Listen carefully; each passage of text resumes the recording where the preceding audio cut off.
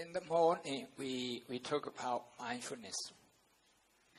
Now, I'd like to talk about mindful compassion. Mindfulness is the foundation of many qualities. One of them is compassion.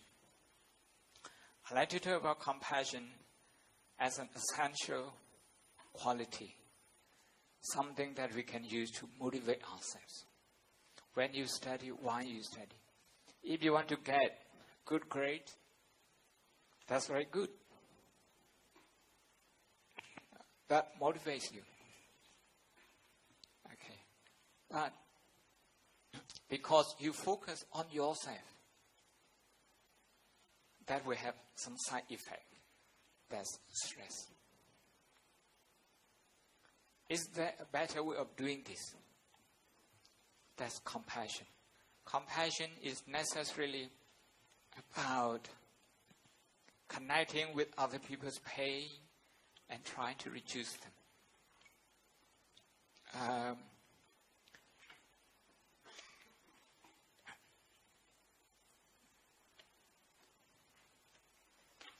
I'd like to read you one passage from this book. It's called The Oxford Handbook of Compassion Science. It's this book. Okay.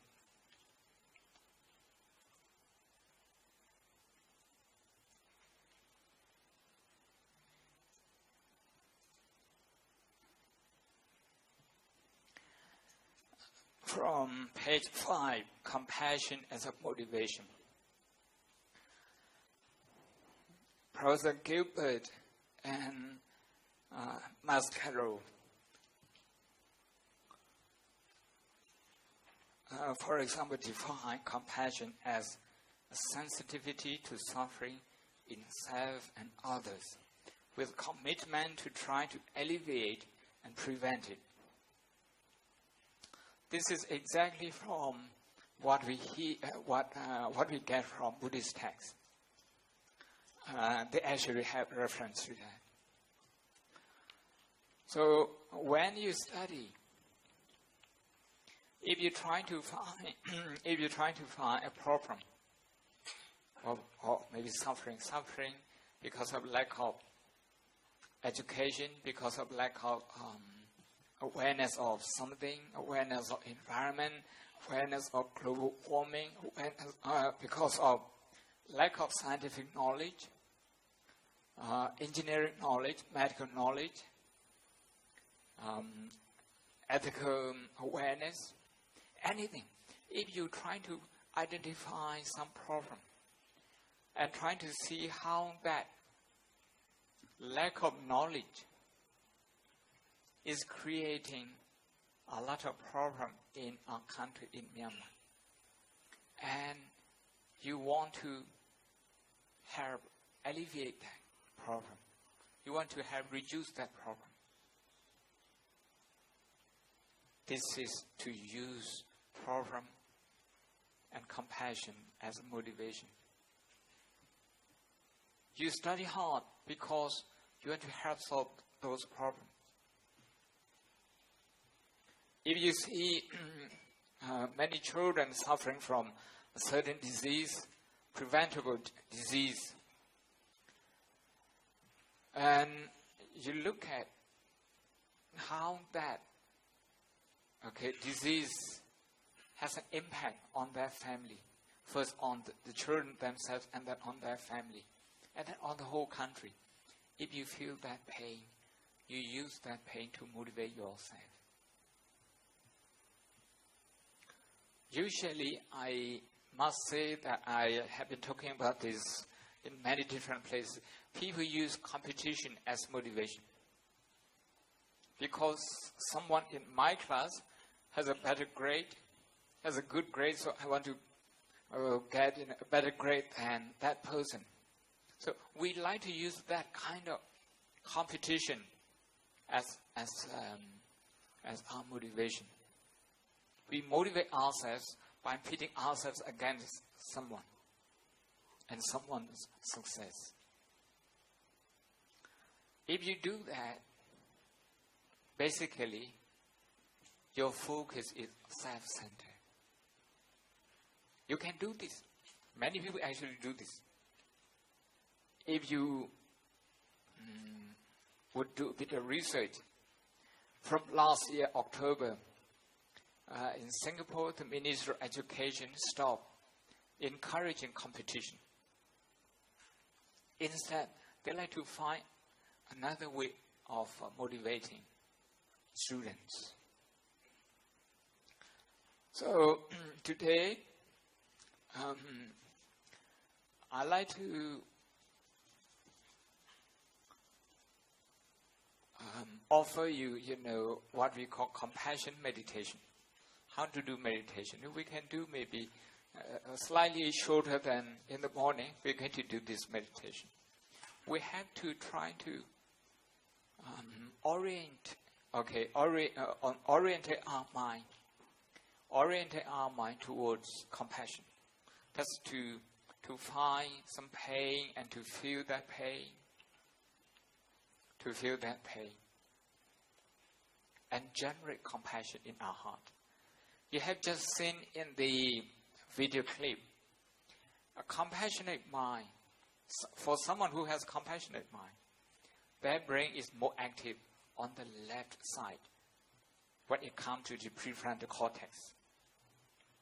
I hope you got what the clip was offering you is in French accent. How many of you studied French? Merci beaucoup. Okay. You see, for people who are very stressed out, the right side of their prefrontal cortex is more active. And basically what he was trying to say, this is a Frenchman with a PhD in cellular biology and also many years of meditation. What he's saying is that the mind can be trained. The brain can be trained. It's up to us if we want to activate the right side of our brain or the left side of our brain. Until about 20 years ago, science believed after we have reached a certain age, our brain cannot be changed. But this is not the case anymore. After experiment between science and neurology and biology, people have come to believe a new theory called neuroplasticity.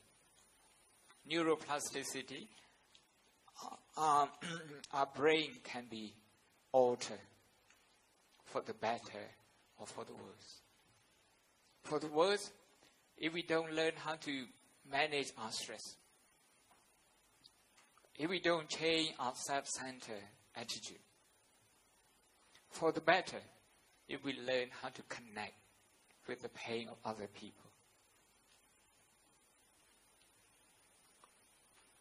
I'd like to give you another example just before we start meditation.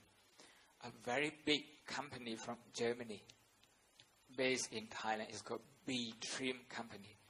It's a multi-billion corporate from Germany.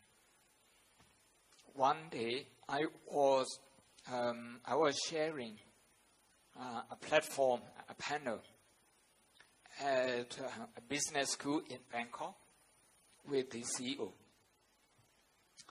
He said he was using Buddhist compassionate attitude in his business management. That is compassion. And the way he explained it is he is going to produce a chair. And he would be thinking how people suffer when they need a chair and they don't have one. And what kind of chair they need. Is it a tall one? And what about the back? The design? How the chair, could be designed to support someone who actually needs it. So, compassion means you feel the pain of that customer. And you do your research. Once you do that, once you walk that, you go that way, you're going to come up with the best chair for that person. This is compassion-based business. Your chair is going to be, selling like a hot cake, because it solves the problem of those who need it. So this is how we can use compassion as the motivation, as work ethics. Okay. So for you, when you have to study hard, if you a little bit, day by day, a few minutes a day, maybe 2-3 minutes, maybe 5 minutes on the way to school, if you motivate yourself, why I study? Why I study? Because there are many people out there who don't know this, who may not know this, and as a result, they make inappropriate and perhaps wrong decision that affects many people. I want to right those wrongs so that everybody in this country can prosper again. So if you have that notion, we call this compassion. We call this compassion as motivation. This book, happiness, I'd like to read you from page 170.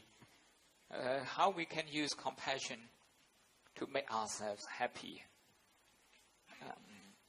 I'm just reading this. Over the past 30 years, all these questions, that is, how we can make ourselves happy, have been the subject of ample research. Hundreds of thousands of subjects have been studied in some 70 countries, and a vast number of results published. 3 main conclusions emerge from such work. First, outward condition and other general factors such as wealth, education, social status, hobby, age, ethnicity, and so on have circumstantial influence, but account altogether for no more than 10 to 15% of the variable satisfaction quotient. Outside condition counts only for 10 to 15%. How much money you have, how much grade, how good grade you have, that sort of thing. Okay, your social status. Second, we seem to have a genetic predisposition to being happy or unhappy. About 25% of our potential for happiness appears to be determined by genes. Yet, genes act more like a blueprint that can be applied or ignored depending upon circumstances.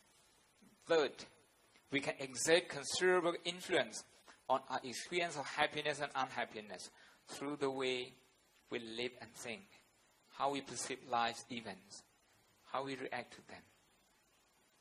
And fortunately so, because our capacity for happiness if our capacity for happiness were fixed, it would make no sense to study the phenomena of happiness or to try to become happier in a lasting way. So this is to say, happiness is within our choice, but we need to choose it. Okay. The outside circumstances, they count less. And the inner capacity, they count more. And those inner capacity, compassion, we are going to practice now. First, just like in the morning, we breathe in and out just to settle our mind. We will do that for exactly 1 minute, just 1 minute. And then we go on doing compassion meditation. To do compassion meditation, we have to connect, with our own pain, with our own shortcoming. Usually when people find their own shortcoming, they get they become insecure, they get annoyed with themselves, they become insecure, having inferiority complex. So those are the reactions that we have when we find our shortcoming. We also lose our self-esteem. When we do that, the right side of our prefrontal cortex in the brain is active. But we can actually transform this to the right side. And this is by cultivating compassion. So when we see our shortcoming, when we see negative qualities, we have to feel compassionate for ourselves. It's not about feeling sorry, okay, but it's something like a mother is feeling the pain of her only and one child. She doesn't lose hope. Instead, she's very hopeful that her child's problem can be overcome. That's what we learn in the morning, resiliency. So trying to develop this one. In Burmese we call it dhanarese. Dhanarese, that is compassion. To develop this compassion. So go over one or two or three shortcoming or disappointment that you have had in the past. Maybe in the past years. And straight away direct your mind towards compassion. Direct that compassion to yourself. That's the first one. The second one, look at your family members. It may happen to be your mom and dad. Sometimes, because of stress from work, there may be time they lose their temper. There may be time that they say something and they later regret. If that happened, you try to feel their pain. Instead of blaming them, instead of making them feel guilty, instead of, Mom, you should be doing like this, okay? Instead of blaming them, if you just embrace their pain and direct your compassion towards them, just embrace them with compassion. Comforting them, it's okay, Mom. It's okay, Dad. We all make mistakes. If you do that, healing will arise. Healing between you and your parents. Okay. So first is yourself. Second is your parents. Trying to feel the pain of your parents. Sometimes your parents, they feel social pressure, having to prove themselves in the society that they are successful people. To do that is very stressful. So you try to embrace their stress and feel compassion for them. And third, your sibling, if you have sibling, try to feel his or her pain and direct compassion towards them. Number one, yourself. Number two, your parents. Number three, your sibling. Number four, your best friends. Trying to see their shortcoming and then embrace them with compassion. Instead of, okay, I can do this better than you. Instead of feeling superior like that. Number five is your teachers. Even though, they are your teachers, there may be time they feel really, really stressed out. There may be time that you won't understand what they say, what they do. That's the time you need to develop compassion towards them. When you do that, what they do will make sense to you. So 5 people we are going to do. Number 1, yourself. Number 2, your parent. Number 3, your sibling. Number 4, your best friends. Number 5, your teachers. Can we do about 10 minutes this time? Anyone who has alternative suggestion? Is 10 minutes okay? It's 10 minutes okay. And can someone time it? Who has the time? Okay, please. Yeah. 10 minutes, okay. For the first minute, breathe in slow and gentle. When you breathe, have compassion for your body because your body is tired. It needs oxygen. Breathe in with compassion for your body.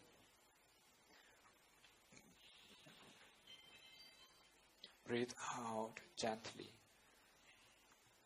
releasing toxins from your body. Okay, we close our eyes lightly. Breathing in, supplying oxygen to the needy physical body.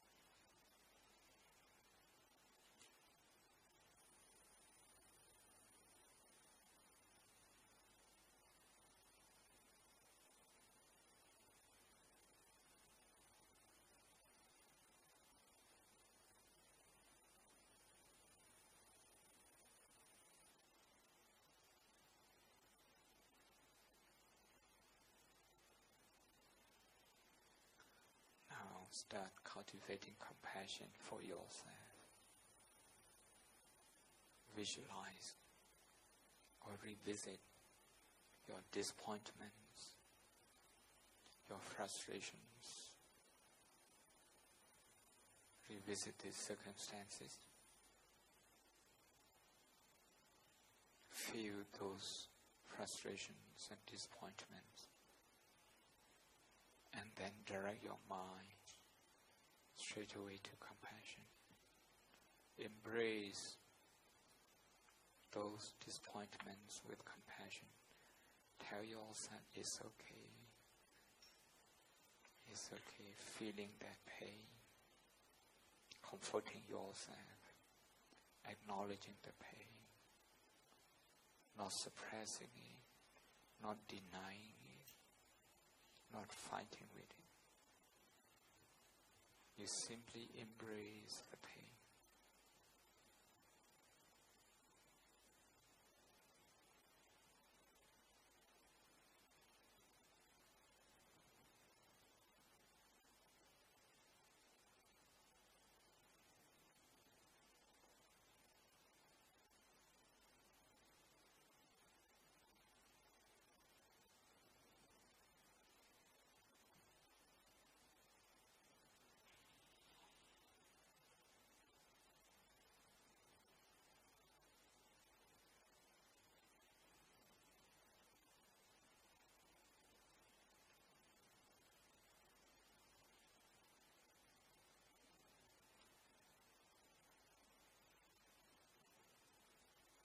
Move from one incident to the next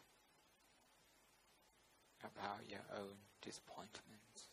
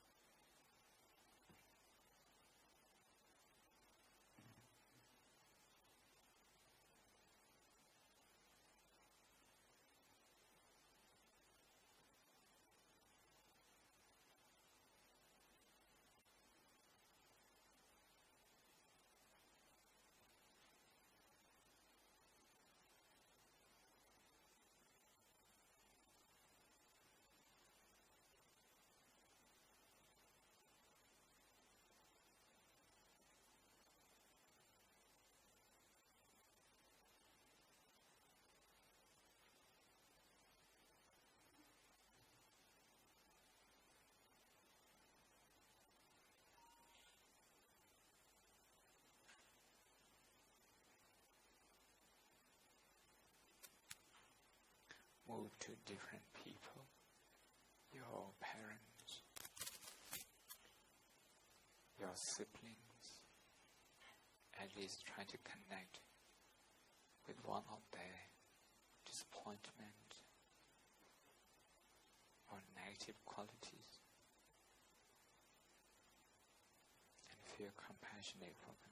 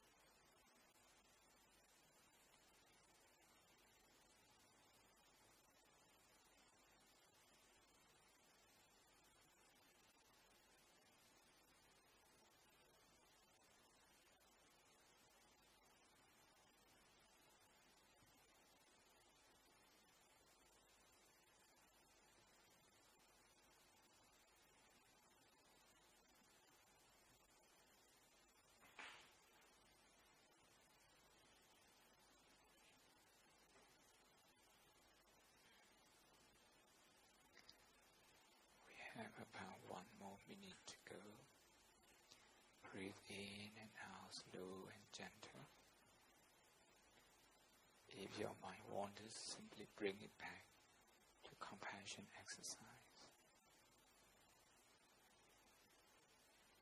Trying to connect with any problem that you have gone through.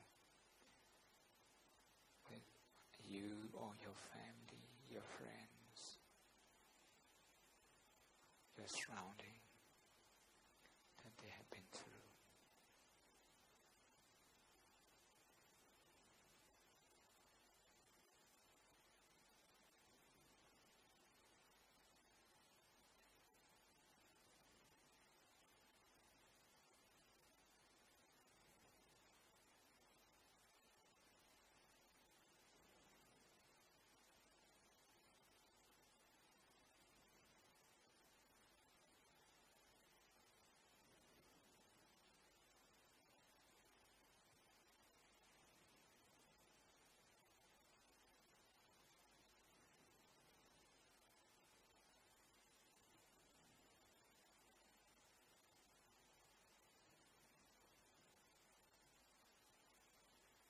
Slow and gentle breathing. Slow and gentle breathing. Maintaining your focus on compassion. Generating compassion.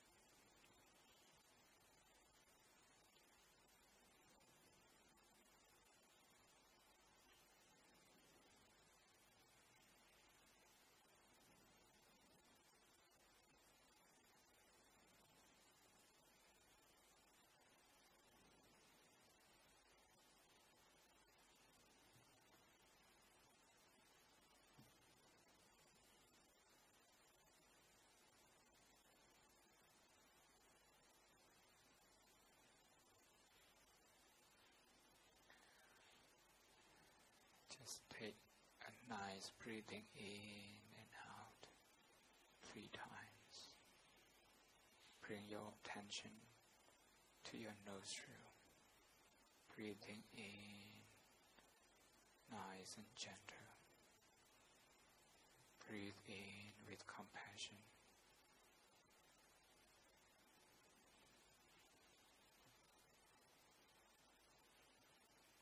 Breathe in and out, slow and gentle.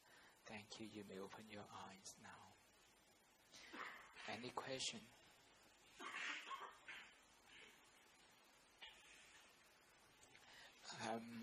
Microphone, please. Microphone. Okay. So it's not just about compassion, it's actually about everything and how it all comes together. I was working on an essay earlier at school and I was doing a research on euthanasia. And I want to know how compassion plays a role in it, because when a person is suffering, do you stop the suffer by letting the person choose to end their life, or is it wrong? This is a very tricky question. Euthanasia, I have faced this question many times, including from doctors and nurses who consult with religious body on ethical issue. So I have been part of this commission. Well, basically, as you know, there is pro-life and pro-choice, 2 groups. And Buddhism is basically, to be on the safe side, is on the pro-life side.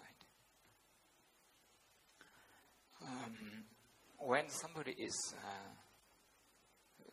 suffering very much, and how do we do? Is there mercy, like killing? We do what is called assisted suicide. Well, we are so tempted to do that, but we value life a lot more than that, stronger than that. So we should find a way to have the patient in some other way. My mother, needed, my own mother needed morphine. She was 82. I was in dilemma whether to support it. We sort of knew about 6 months in advance. So what we did was to prepare her mentally. And she had done maybe about 10 days meditation retreat. So she had some good foundation on this. So I was meditating with her nearly every day. And I was helping her to feel comfortable, to be positive, like that, which produce a lot of positive hormone, not cortisol, which is stress-producing hormone. You see? So this is one of the ways to help her to cope with pain. Another thing is, earlier, we were talking about reciting, like chanting. You use the word prayer, but we didn't use the word prayer, we used the word chanting. So we chant what you may have heard, Dhamma. That's the first sermon of the Buddha. My mother, she didn't understand word by word, but she knew the gist of it. So when we were chanting, she would be calm, knowing that her loved ones care about her. There came a time, maybe about 3 weeks before she died, we had to decide whether we would give her morphine. There's a morphine pad that you can just place it on the body. You don't need to take it orally. Or there's also an alternative of injection. addition to appeal. Everything was made available, by her children, including me. And we are confronted with this dilemma, how much to give her. But luckily, as the pain was increasing, her concentration was also increasing. She was in a position to cope with that.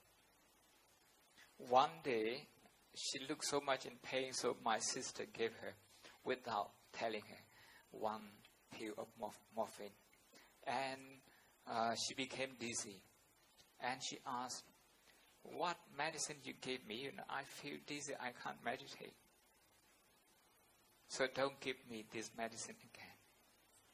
It took about 3 to 4 days for the effect to wear out. So after that, we never gave her. Luckily, she didn't need that again. She was coping that mentally. She was suffering from cirrhosis. That's a form of cancer, liver cancer. Not everyone, has been trained in meditation to do this. People just rely on chemical, that is morphine, to do this.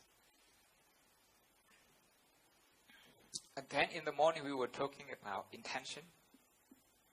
If your intention is not to end life, but to reduce pain slightly. We discussed so much about the dosage. Because I'm part of I'm a Buddhist chaplain to many families and also to Oxford University. Very often I'm faced with this. Sometimes I have to be with the family and the GP, and everybody is under stress and they couldn't decide. They even argue among the family members. At that moment, my position is that if you just help the patient to calm down, if that's the intention, give less dose, not a bigger dosage, just to help them to cope with the pain. And from time to time, you will have window of opportunity when the patient is alert, and try to be with them, try to show them compassion, try to help them to be mindful, to accept the pain. I think I have gone through with a few families like this. So it's different from outright giving a strong dose to put somebody sleep forever. It's different from that. But we are still using the same, maybe chemical, but with a different intention. Does it make you any? Yeah. It's not an easy answer.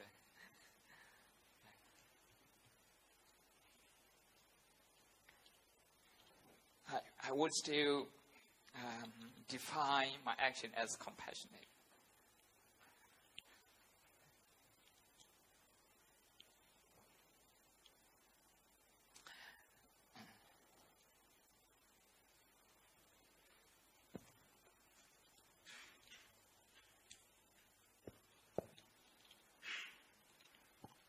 Thank you for your speech earlier. For my question, I wanted to refer back to the video of Siddhartha Gautama. So for him, his experiences, which is going beyond the city's borders, has led him to search for enlightenment. So I was wondering what personal experiences have led you to choose and pursue this path? There wasn't any particular experience that led me to choose this. Just like any young boys in Myanmar, during the summer, I was also ordained like others. But then I grew to like this life. It's more spacious. I can play more. When I was young, I feel more freedom. The home life and the monastery life. The monastery life was more free for me at that time. I was so young to have that kind of experience like Prince Siddhartha. He was 29. I was about 10, so I didn't have that kind of experience. But through instinct, what I knew was that I liked more than the home life. I was the youngest boy, so I got every attention that I needed at home. But I thought being in Rome gave me more freedom. I have another question, which is like on the stage, I saw it says a cake in the playground with a tiger. Is that going to be talked about in this event? Actually, we have been talking about this. I have been just related, my thoughts to that. The tiger is a wild animal, and it acts through instinct, impulses. That's what a wild animal is about. The emotion in our heart is like that. Anger, frustration, agitation, feeling annoying, everything is like a tiger. But if you can connect with your breathing and you calm down a little bit, you can have a cake with your tiger. Does it make sense? Yes, thank you. Thank you.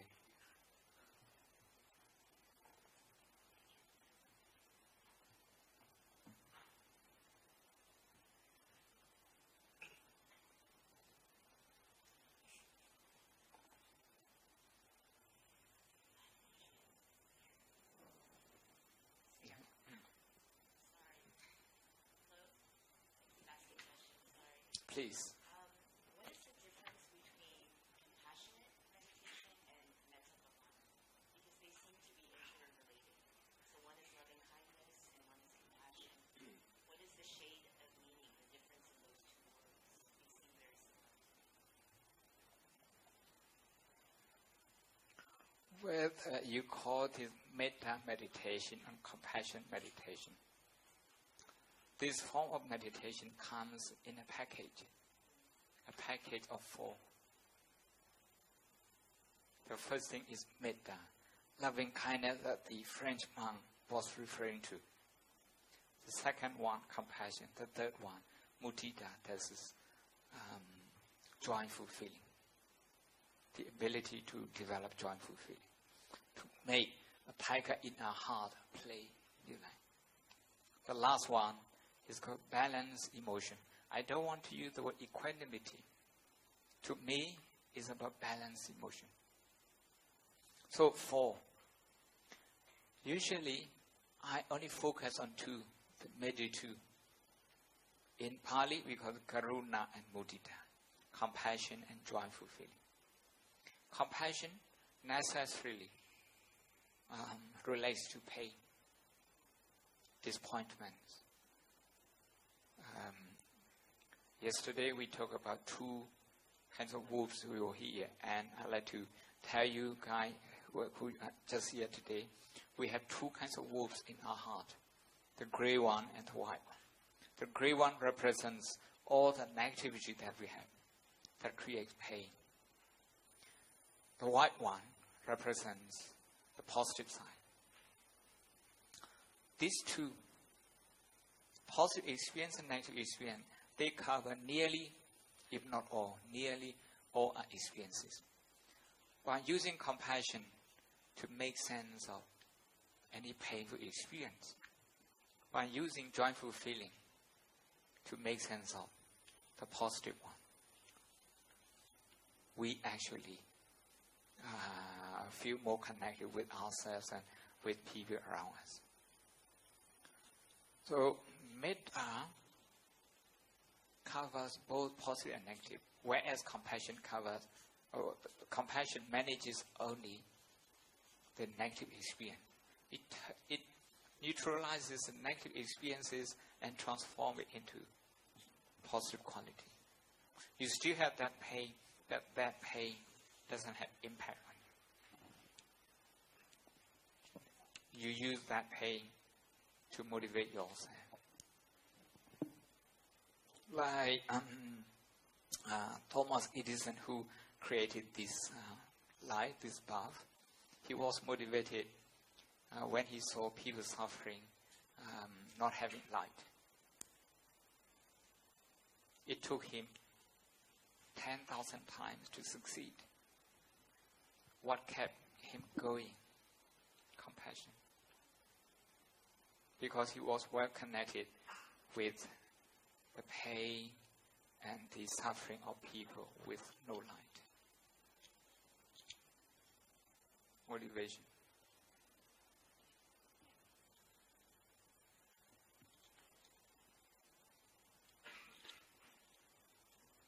At the back, yes, please.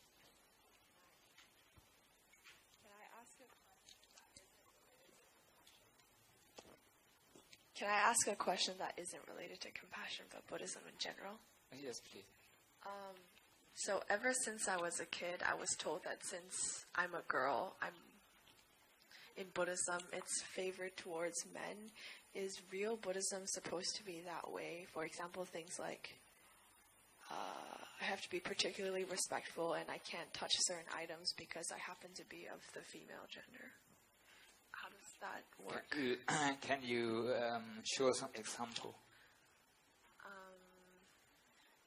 I don't know where it was, but when I was a kid, I went to this one pagoda and all the boys were climbing this little statue and I wasn't allowed to go, and I was a kid, so I'm like, why am I not allowed to go? Actually, the boys were not supposed to be doing that either. Oh. How has it become that it's apparent that women are apparently lower in this culture? The whole point, allow me to be a little bit more direct and also radical. You see the wheel when we watch Life of the Buddha, the wheel. That wheel symbolizes the whole Buddhist practices. It has 8 spokes, 8 qualities. We call them the middle path, or we call them Eightfold Path. That Eightfold Path has no gender orientation. Okay. No gender orientation. There's no gender favor. Okay. It doesn't have any advantage. It doesn't give any advantage or disadvantage to any gender. But Buddhism, coming from India, it has a lot of influence from the general Indian culture, where women's status is usually considered lower. Okay. And Buddhism, knowingly or unknowingly, I mean Buddhist monk, not the Buddha himself, but Buddhist monks or other people, they just maybe subconsciously pick that up. I don't think you would have listened to this, but one of the prominent scholars was answering a question like this. It's just a tradition. It's not Buddhism. A tradition that path, ladies from going to different corners of the code and that sort of thing. It has nothing to do with Buddhism per se, but it has something to do with culture. With culture. When you actually realize that teaching, the gender becomes irrelevant. What we look at is that we look at suffering in a very non-personal way. In a very non-personal way. This is not to deny that in general in the world, both the East and the West, the women have been disadvantaged for many reasons. One of the reasons is because that kind of opinion has been imposed on them. That they were born weaker, they were born secondary, that sort of thing. Another reason is that because they themselves have sustained that attitude. You see? So the remedy has to come from both genders. Buddhism in itself isn't sexist like I was told. That's very comforting. Thank you very much. Thank Because you. I used to be told, for example, I remember when I was 6 or 7, I accidentally put a Buddha statue on my lap. And I was like, no, you are dirty. You're a girl. You can't put it on your lap. And I'm like, that doesn't make sense to me, but sure.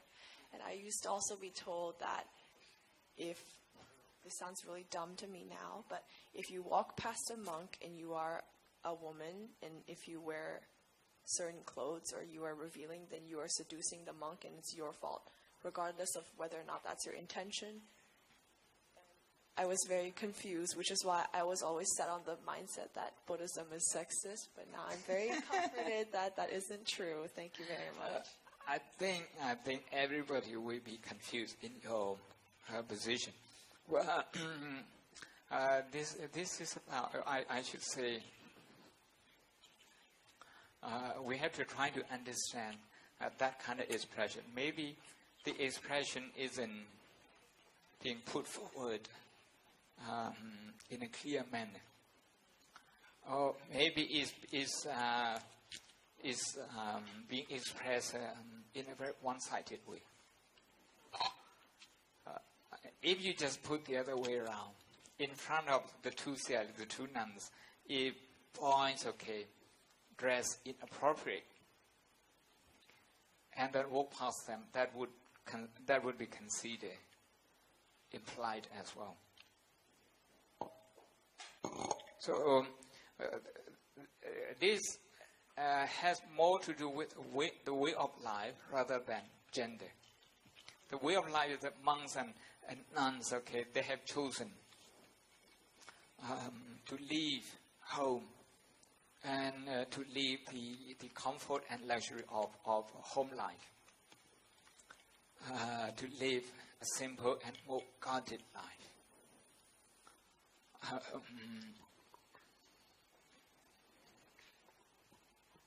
So for any man to try to appear consciously or unconsciously as if attracting, or trying to be attractive to the nuns, or any girl trying to look that way to the monks,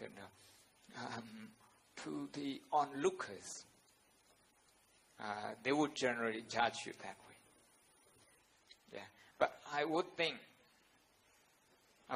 that the monks and the nuns themselves, they need to look after themselves as well. Where they might also need to, they also expect the people who especially go to their place to conform a certain norm.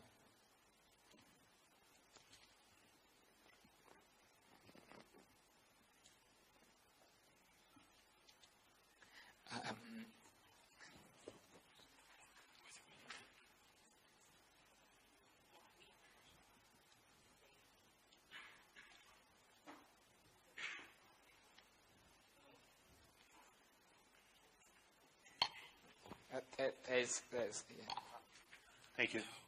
I don't know how it applies to you necessarily, but in the spirit of compassion, and from a Westerner, I'm from North America, and looking at the amazing wisdom I see here, not only with you, but amongst all these young minds, it's really inspiring. But I see so much of this happening here, but this country needs, in my opinion, I'm very biased, I'm an educator, but this country needs to be transformed in the way education happens. That we're very lucky people here. We all go to international schools or private schools. How do you see this country changing? It can't completely transform. It can never ever achieve what it fully could be, because I think Myanmar people are pretty special that way. If all people don't have access to education that these children or these people have access to, How does Buddhism or mindfulness fit into that? Or how do you see that happening in this country?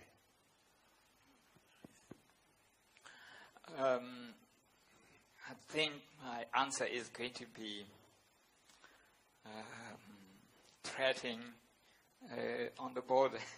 I'm afraid. Okay. I hope I don't throw myself into politics by answering your question. Being a positive person, I like to tell you that something that you already know. The present government is reorganizing education, and they have brought in KG, and now it's 12 years as well. And there's more freedom. And from teacher center, they are moving to student center in terms of approach. He had conducted a one-day workshop at the ministries in Nebido on mindfulness. And at the moment, I have received a verbal invitation from the union minister to write about mindfulness for grade 7, 8, 9, 10, I think. And they like to do this. Of course, access to education. If you look at the government budget over the last 40 years, you see that education hasn't been one of the top priorities. Dare I say that on the part of the politician, there wasn't enough mindfulness of suffering related to lack of education. There wasn't enough of mindfulness on this. When you are not aware of, when you're not mindful of suffering coming from lack of opportunity in education, you pay the price. This is the law of cause and effect. The law of cause and effect. Successive government, they have other bigger and more urgent priorities, which you know. And over time, I hope they feel secure enough that they give education more opportunity.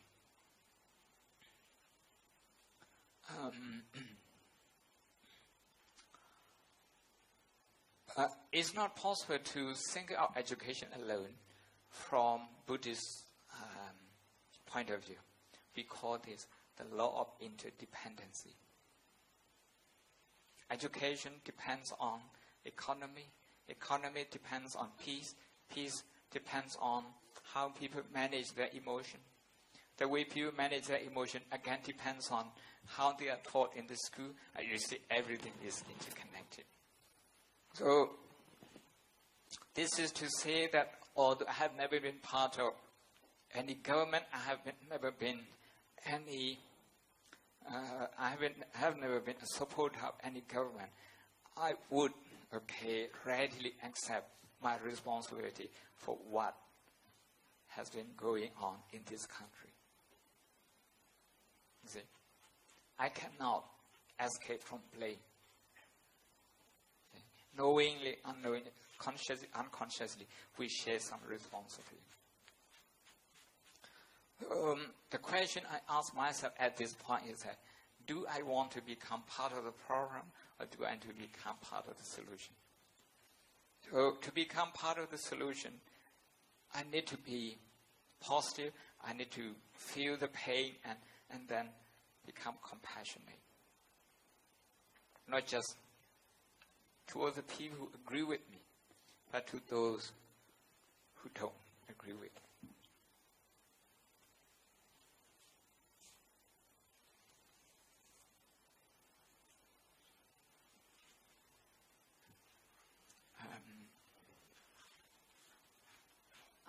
Since the topic of abortion has been on the news lately, would you mind telling us about Buddhism's stance on abortion? Yeah.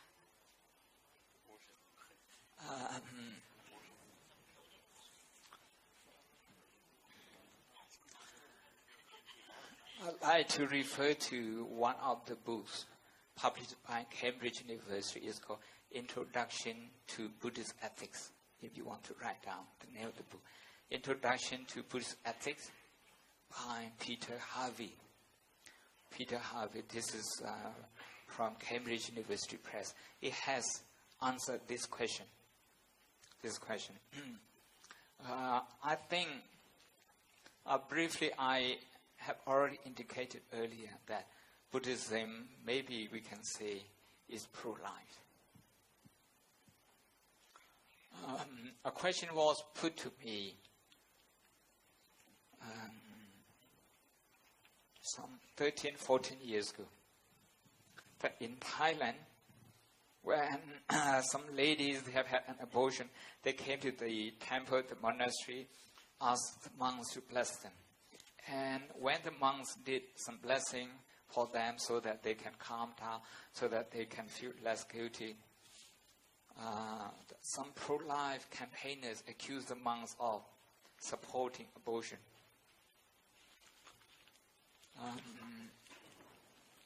But I don't think the question is that black and white.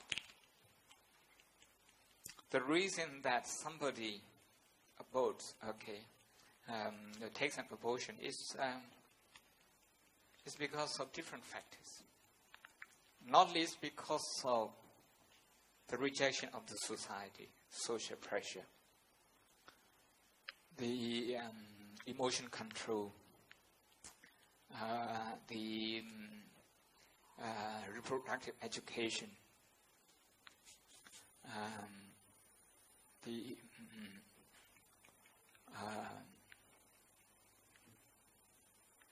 social, how do we call this? The social norm, all those things. You know, Steve Jobs, the iPhone producer, iPad producers, the first child that he had with his lover, he didn't acknowledge for many years. For many people who came from the Catholic faith, who came from the Orthodox Christianity, from Islam, and from conservative Buddhist community, they care more about how they would appear in the society rather than the pain of the unborn child or their own daughter that way. So I'm trying to portray that it's not good enough to look at the issue of abortion on the woman who aborts, or to look at the question of abortion out of context. In sociology, in psychology, in philosophy, we would say, just as I mentioned earlier, many things are interconnected. I hope we would look at the issue that way and try to discuss more widely and listen. I had to pronounce, straight away, like a black and white issue, right and wrong that way. Because the question is not as simple as that. It causes pain, not just to the 2, 3, 4 people can say, actually to the wider society. The sooner we acknowledge this pain, and the wider we do that, the less for abortion, we would need.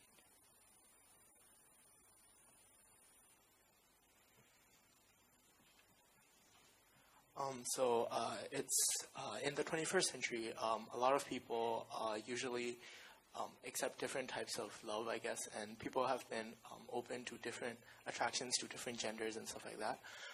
In history, I learned that Catholicism and as well as Islam do not accept homosexuality. What is Buddhism's stance on homosexuality?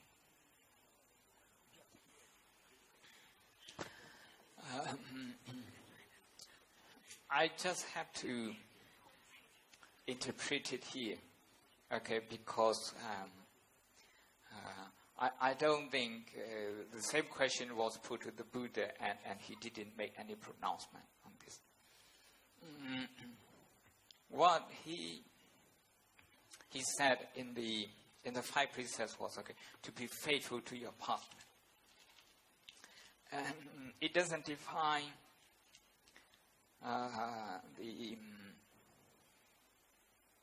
the partnership in terms of gender. So, although in the Indian context where Buddhism came from, generally heterosexual is not encouraged or maybe downright condemned. Is downright condemned. I don't think Buddhism takes a step as harsh as that. Not that I'm encouraging you to do this, but another thing is that, well, what about co-living? Okay, living together like that. The Burmese culture wouldn't encourage that. But what Buddhism actually says that when the Buddha talks about married life or a marriage, did he imagine the form of marriage that we have now, that two people sign a piece of paper and are bound legally together like this? What if they don't sign any piece of paper?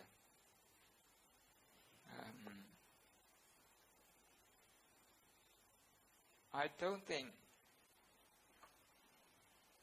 the form of marriage that existed 2,600 years ago was like what we have now. I like to think that the Buddha places emphasis on faithfulness, on caring about each other. Okay, on appropriate authority being given to both genders. I think he cares about those things. Thinkalawada, the Singalawada Sutta. If we read that, first in the context of 2,600 years ago, and then try to take that spirit and apply it to what we have now, I think you may have some of the answers that you are raising. Question. To relate back to what you said earlier today about like having good deeds affect the next life that you have to go to after the death. When I was younger and growing up, I've been told that if a person is a homosexual or is part of the LGBT community, then it's because of the bad things that they've been done in their past life. So, however, you just stated that Buddhism doesn't really have a clear stance on the community as a whole. So how does that really affect? I think that comes from someone who has already made up their mind, generalizing that something that they don't like comes from a bad deed due to, bad deeds in the past. I mean, when we talk about Gandhya Dasa Karma, many people actually generalize it more than the Buddha would do. If you would care to read the original text and compare the popular opinion that people have. For someone who has already made up their mind that being a gay or lesbian is a sin, for someone who has already made up their mind that way, they will be looking for an answer that this is due to their past misdeeds. But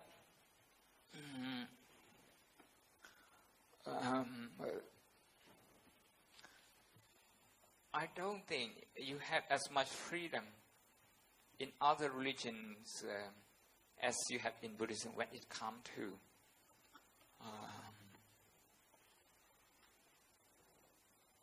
the responsibility of reproductivity. We don't have the responsibility to reproduce. It's an individual choice. In some other religions, it's an obligation. In Buddhism, people like me, okay, we have the right to choose to live the way we do. And so,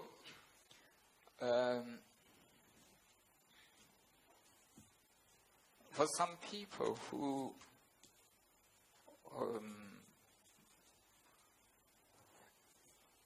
who thinks negatively about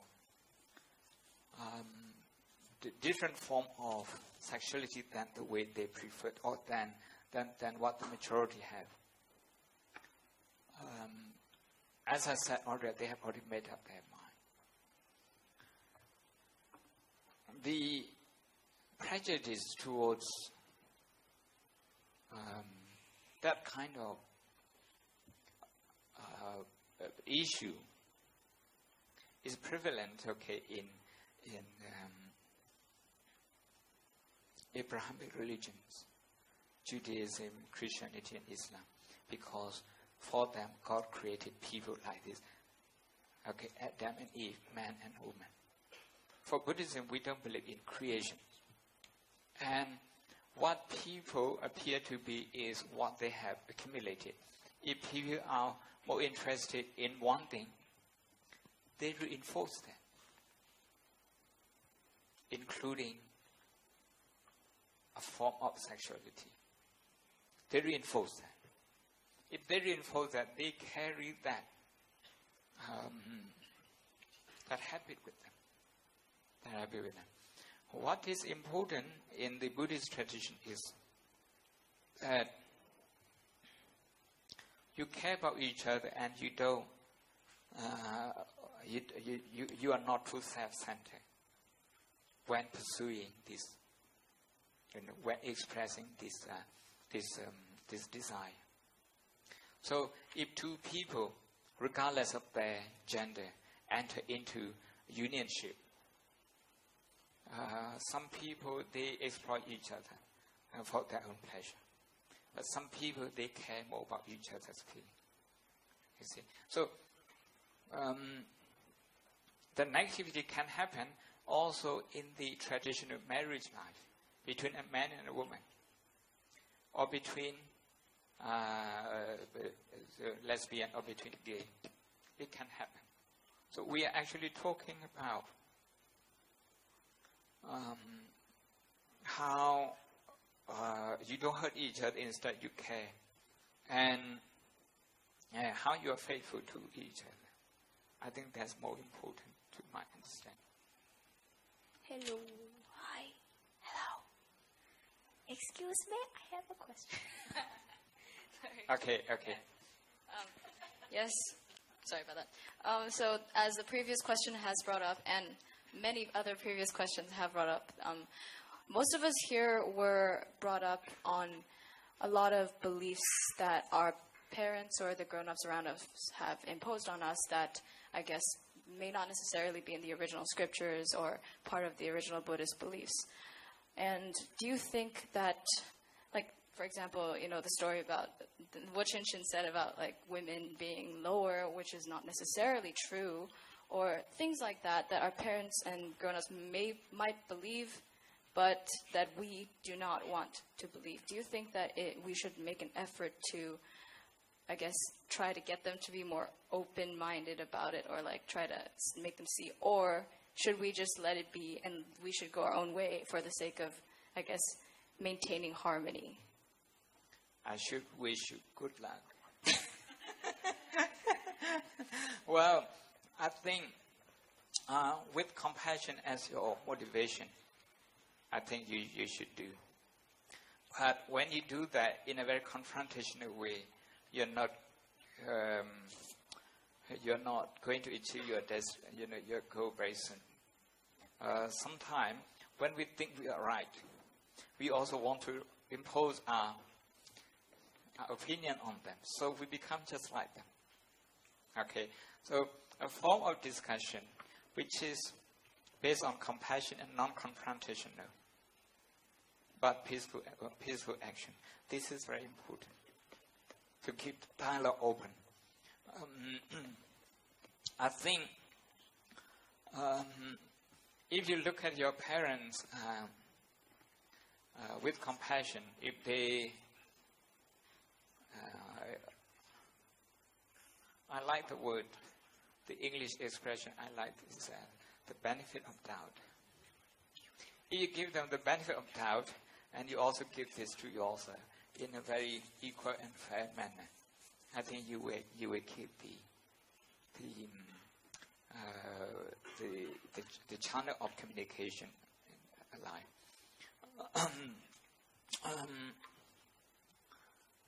These social values, they change. But what we believe to be true, we don't want it to be changing.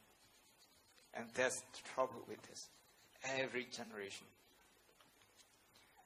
In 15, 20 years' time, when a younger generation comes and challenges your social interpretation, you might feel the same. So give them some benefit of doubt. I actually encourage you to read more of the original Buddhist scriptures. One of the books that I recommended earlier, Introduction to Buddhist Ethics, that's from he has done a research on the Buddhist original context, and being a Westerner, he takes on challenging issues, what we have been discussing here, and giving his interpretation based on original Buddhist scriptures.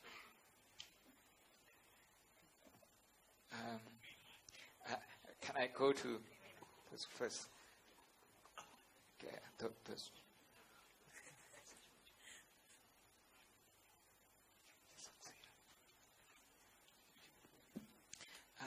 I think you haven't raised a question.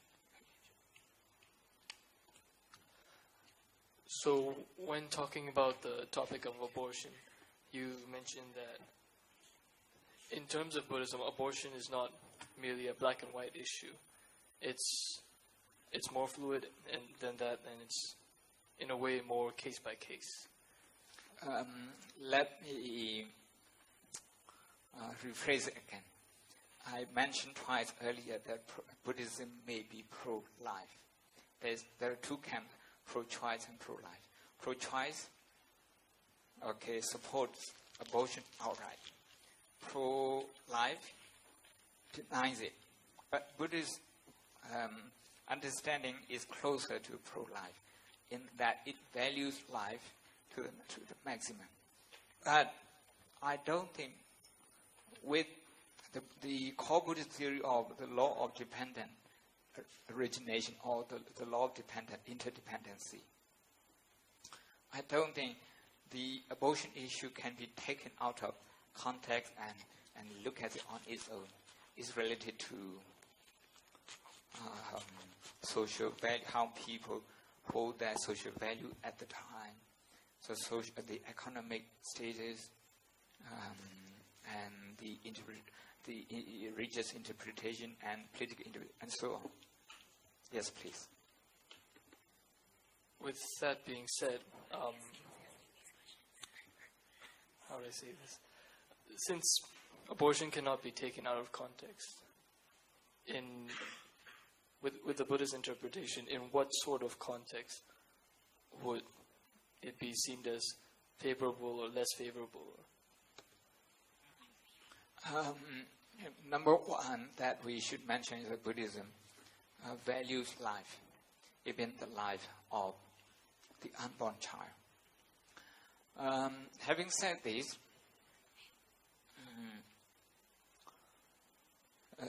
what everyone should be feeling is compassion towards those, can say, those people who are concerned.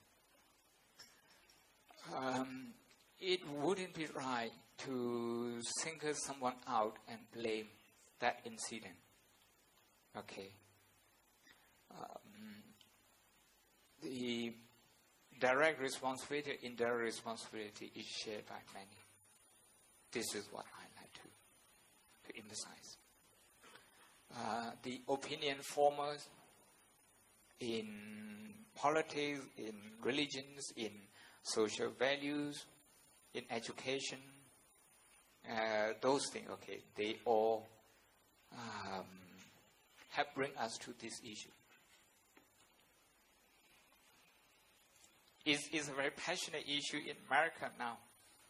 President Trump stopped some funding to certain states just to stop this. We are not as passionate as in the States. Yes, please. Yes. This is not a very interesting question for most of you, but of the two main methods of meditation that exist in Myanmar, the Mahasi and the Mongo, which one do you prefer to use, or do you use a different method? I actually have equal respect to both traditions, and I have practiced both traditions. Actually, we have more than a dozen meditation techniques, okay, being practiced in this country. Pa'ao being one of them, and Asan Goenka, for example, which has branches in more than 90 countries in the world.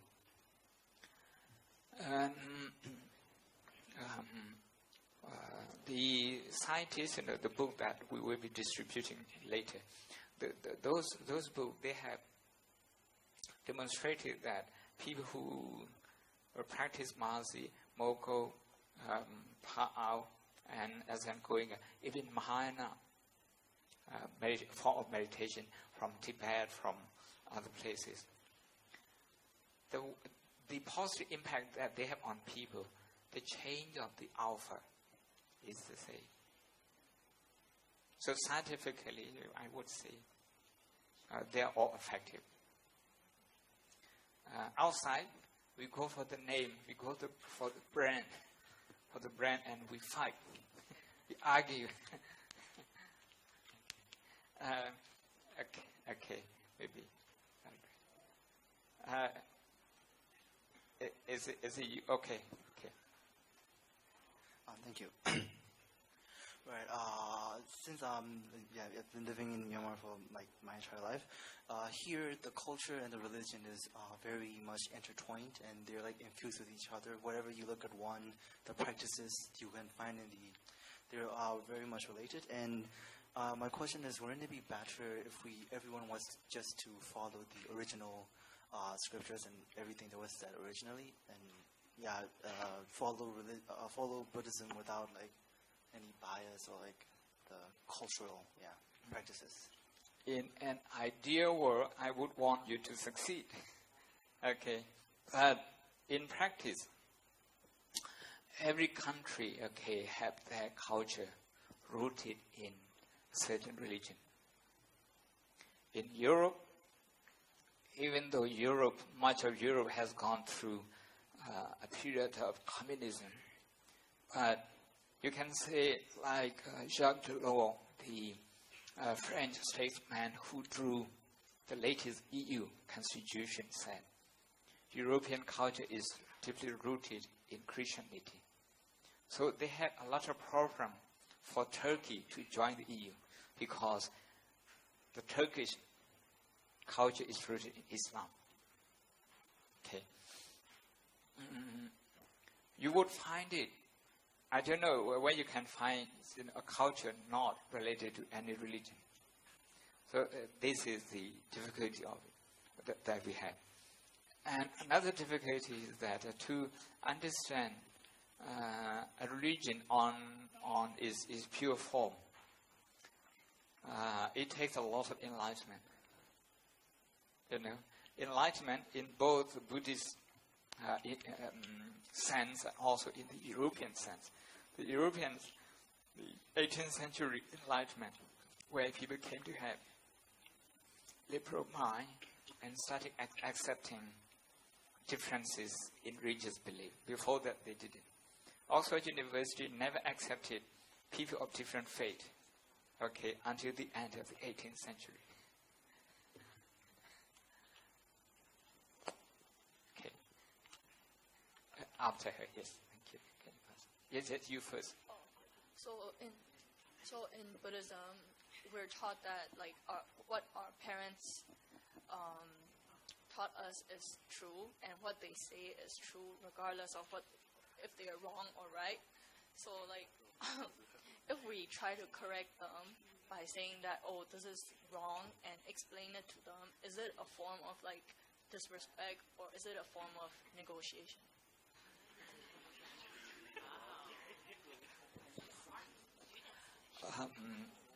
I started the mindfulness session today with non-judgmental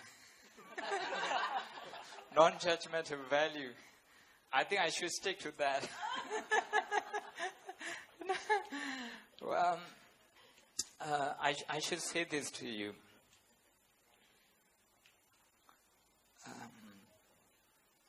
When you're trying to have a discussion with your parents, what you're trying to do is you're trying to have a deeper connection with them in terms of value that they hold, in terms of belief system that they subscribe to, in terms of the way of life that they lead. But when you do that, just as they are trying to impose something on you, if you try to impose something on them, I think it will just clash. But first, if you try to understand them first, if you try to understand them first, why they believe what they do, okay, trying to find their own reason, not before you deny or accept them, just trying to. But sometimes when you ask a lot of questions, because going to international school, you ask a direct question, and your parents are not used to this.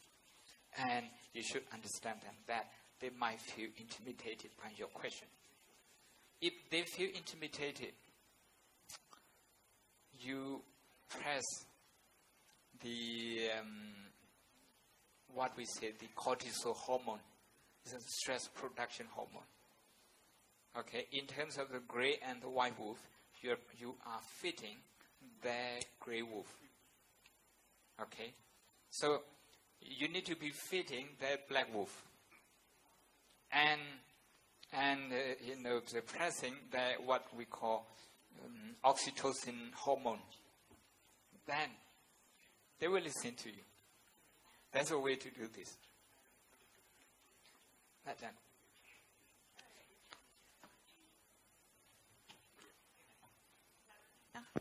Yeah. All right. So my question has a lot to do with a lot of the young people here, because I'm confused. As we're all growing and going and getting a good education, and and obviously I'm aging and that kind of thing, we're gaining all this experience and education, and I wonder, I just can't reconcile this in my brain. We're gaining all these ego, right? And this filter going on. And I thought that was probably a good thing, that you would have lots of experiences and education, of course. But then when we talk about meditation, with the 3 R's, and you register, you recognize, and you accept, it seems like what we're doing is really taking away that filter and that self-egotism. And so I'm trying to figure out, how does this all go together? And then, as a parent and that kind of thing, I'm looking at the questions that the young people are putting out, and then as a teacher, how is this working in our brain, and how do I reconcile, okay, is my experience here more good or important, or should I be taking away that ego to listen without that filter? I just am really confused.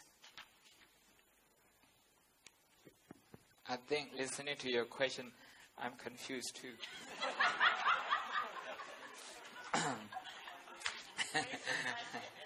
I don't think I have any answer. I think it comes to neuroscience, and it's confusing to me. Thank you. I try my best.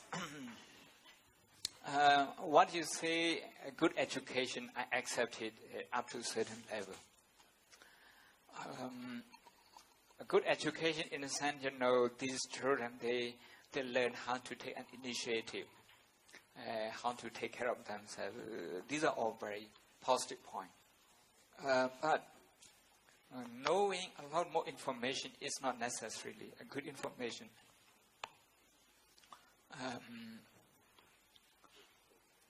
A professor from Jerusalem, and also a graduate, who has written a book, 21 Lessons for 21st Century. Bill Gates has reviewed this for the New York Times, and is on the internet. The 21 Lessons for 21st Century. He asked himself a question when he was 23. He read aloud history, archaeology, classic philosophy, well read. And when he was a PhD student at Oxford, he asked himself, why now I know so much, I have so much information, why I'm not happy? And one of his friends, suggested that he go on a meditation retreat. He said, this is nonsense. He didn't care. But after a year, that clicked. And he joined as an Zawgyi Unicode retreat in England. Since then, he has been a regular meditator. He has written 3 books, all bestsellers, selling millions of copies. So what I want to bring to you is that, good education in terms of Buddhist interpretation means the education that helps us to solve problems. Simply, I have been to a good university. Simply, I have been to, I had a lot of information at my fingertips. Doesn't necessarily indicate that I'm educated. Until and unless I have helped, practically to reduce some problem. Maybe facing the country, maybe facing the society, maybe facing, our younger generation. So, with this, now, mindfulness is a form of education. It helps us to observe more, to be more objective and less judgmental. So, this is where mindfulness comes in. Of course, the first and noticeable effect is that it calms you down. It helps you to be more attentive. But mindfulness is more than that. It can be summed up in 2 C. The first C is communication. With mindfulness, you connect with yourself emotionally, physically, your sensation. The second C, comprehension. Communication, comprehension. The same with other people outside you.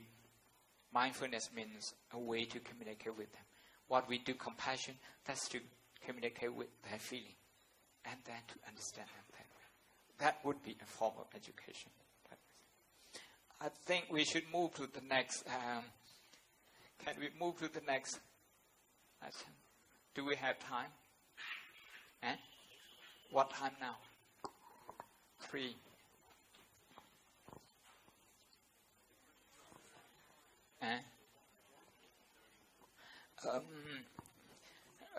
It would be a shame, because I have brought a lot of books. I want you to see that they exist, and just flip through them, and maybe the questions are better. Or will you help me answer all? I'm very interested in that question, but okay. Pardon? Yes, I want to show you some of the books that I have and what I have in mind. Can you bring those books? I want to show you. Maybe you can pass them out while the rest of us ask questions so people can pass it around and look at it. You see, this kind of book and those books, all in English, and they all have scientific base, evidence. And I want maybe 2, 3, 4 of you, to kind of flip through one book and pick up 1 or 2 paragraphs and discuss that. I don't know if that sounds good.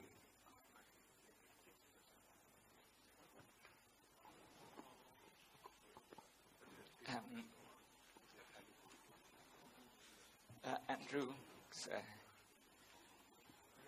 go a little bit further. Yeah. And do we have more on there? More books? Do you have more books? Or is that all?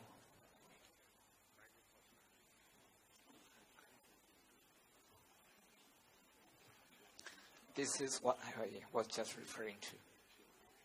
Yeah, Professor Harry from Oxford.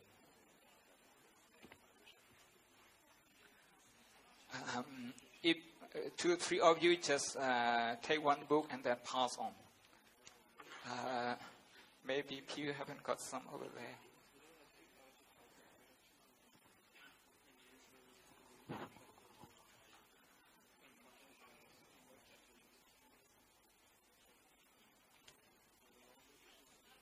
You haven't got. Can you spare one book? Can you share and give one to the corner, the people at the corner?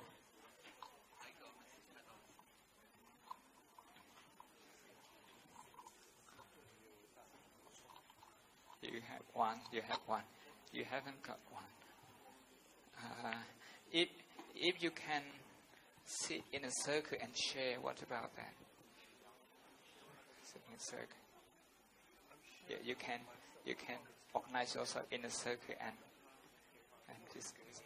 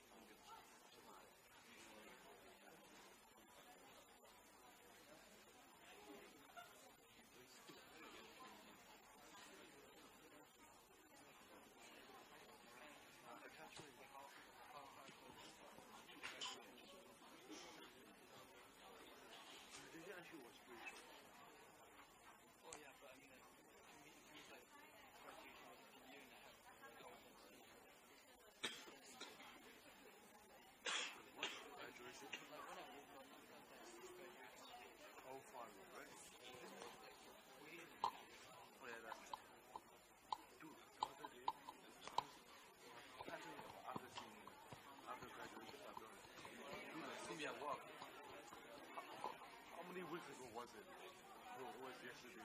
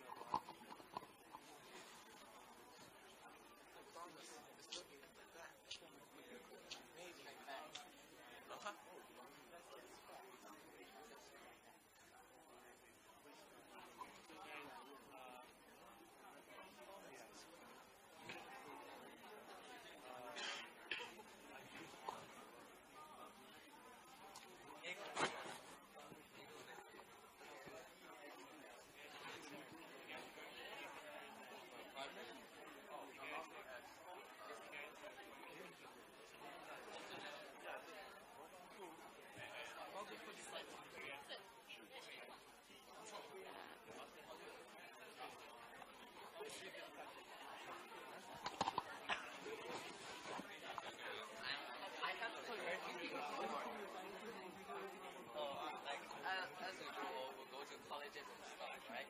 And in those colleges, we'll meet people with different religions and beliefs. So what should we do or react when they say our religion is bad or disrespectful? I think we're going to answer this.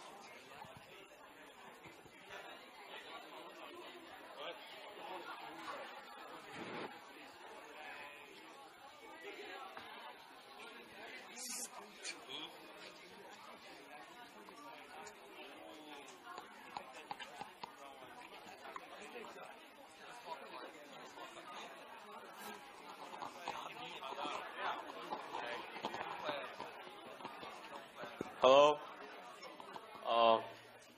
If you're done flipping through the books, please put it in one pile at the end of each row. Or the volunteers will come pick it up. Thank you. It's not.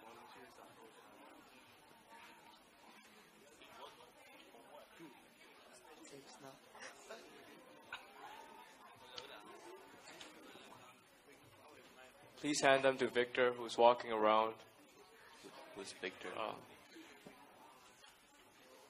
Who's Victor?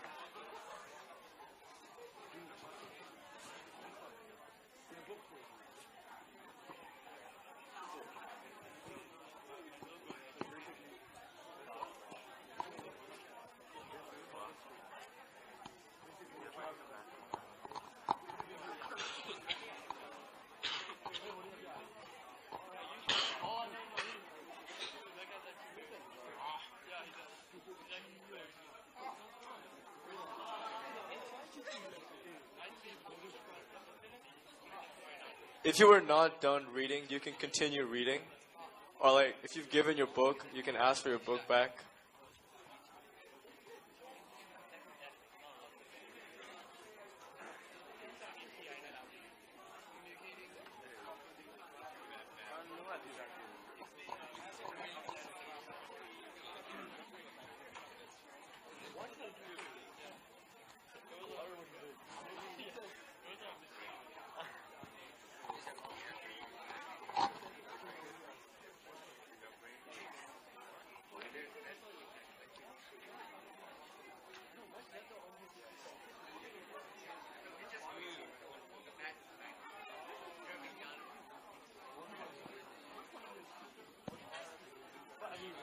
Everyone, please take a seat. We're not done.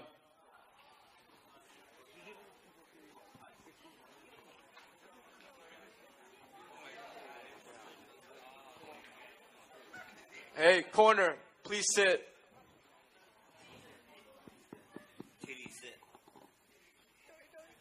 Thank you, sir.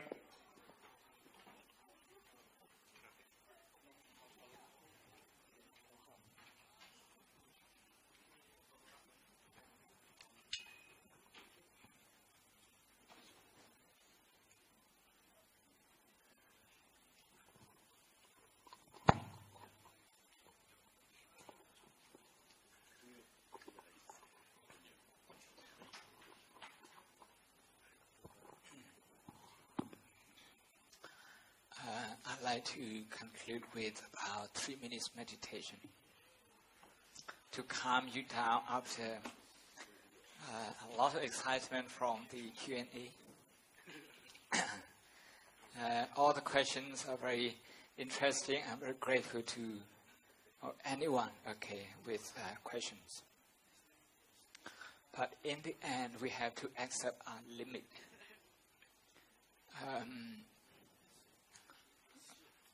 The first time, before the Buddha taught, he surveyed the audience, the intellectual level, the EQ level, emotional quotient level. And he found the limitation. He said, look, a lot of leaves, from the trees in the forest, in comparison with the leaves in my hand. The leaves in his hand is just so tiny in comparison with the number of leaves in the forest. He said, I would be able to solve problem only this much.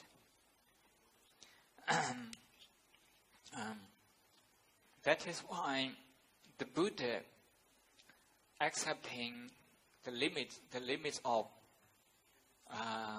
his own limit to solve problem, and also the limits of his listeners to understand him, and to actually see through the problem. He came up with priority, what he could do within a certain length of time. And he focused on what was essential. That is to connect with pain or suffering. And then to reduce that. He laid down his vision, his practice that we have been sharing today, that we can go on using it. And expand capacity,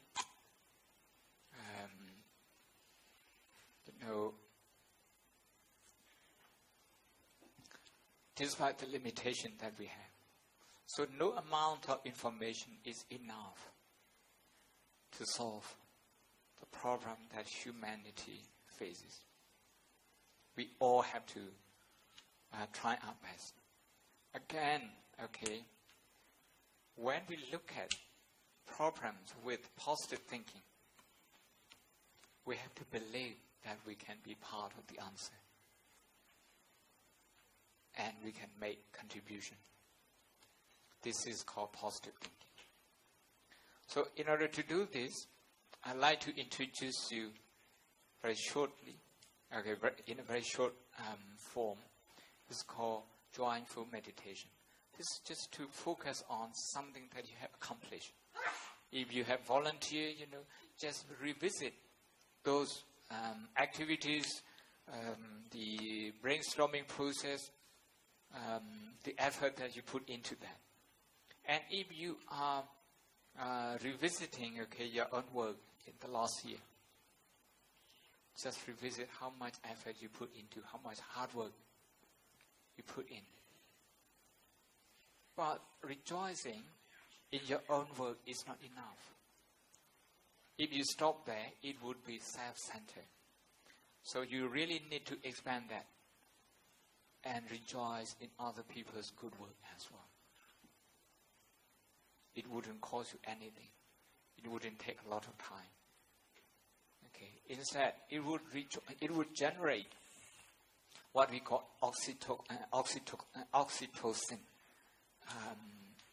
Oxytocin is a medical term. That's the hormone, okay, the positive hormone that we have, that the mother has when she feeds her baby. We all can generate that hormone, that positive hormone, oxytocin. To do that, one of the ways is to rejoice in the good thing that we have. Remember, there is a theory called 80-20 theory. 80% in our life is very good. 20% needs improving. But we give 80% of our attention to the 20% of problem that we have. And only 20% of our energy is dedicated to rejoicing the 80% positive things that we have in life. As a result, we are all negativity biased. We are biased towards negativity. We retain more of the negativity than the positive one. Anything positive, very soon, okay, we lose its value. And we need something new to make ourselves happy. Because we don't have the capacity to retain that. This is called negativity bias. So in order to balance this, what we need to do is to focus on the successes that we have had, the achievement that we have had. And not just our own, but also others. So we take 3 minutes. First, just revisit, okay, all the things that you have done and are proud of. Number 2, think of, your best friends, what they have done, what they have achieved, and be proud of them. Number 3, your parent, look at the positive side, their hard work, their positive thing. Okay, so three group of people. You, your best friend, and your parents. 3 minutes. Okay, we do this meditation. Just breathe in and out slow and gentle. Breathe in and out slow and gentle. So can someone time? 3 minutes.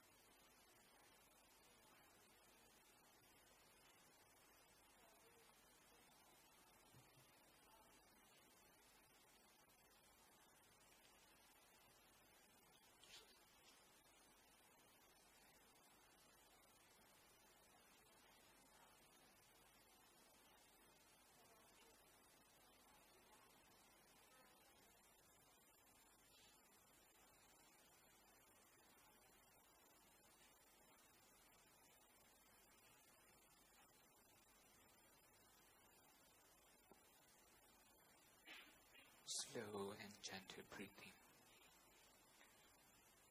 Slow and gentle breathing. Just trying to connect with positive things in your life. If you don't do this, whenever you see someone successful, you might feel insecure. You might feel jealous.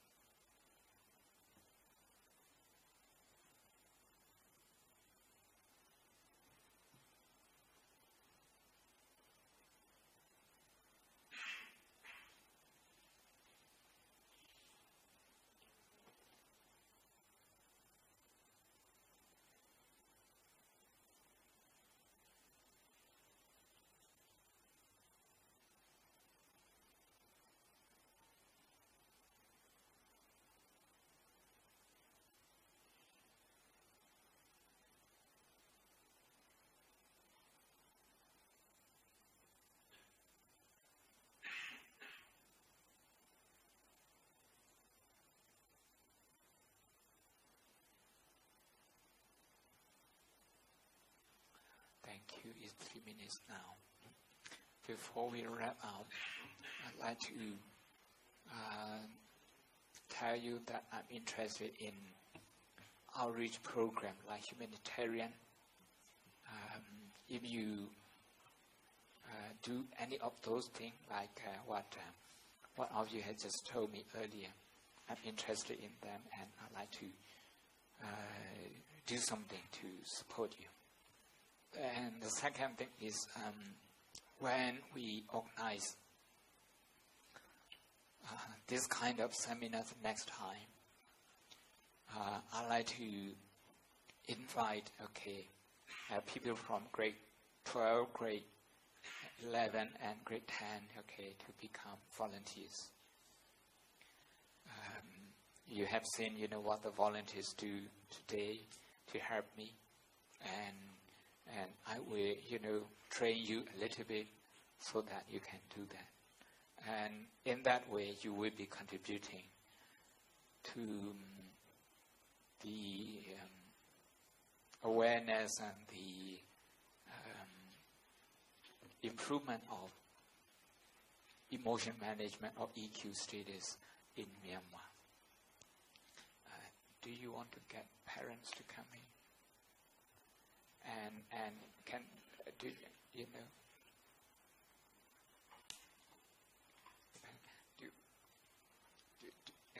Do you want to come and say something? Say thank you to everyone. Thank you all for coming. And for today's donation, the parents have funded a total of $20,85,300 and to donate to Pong Pong. So for that, we would like to say Dadu 3 times.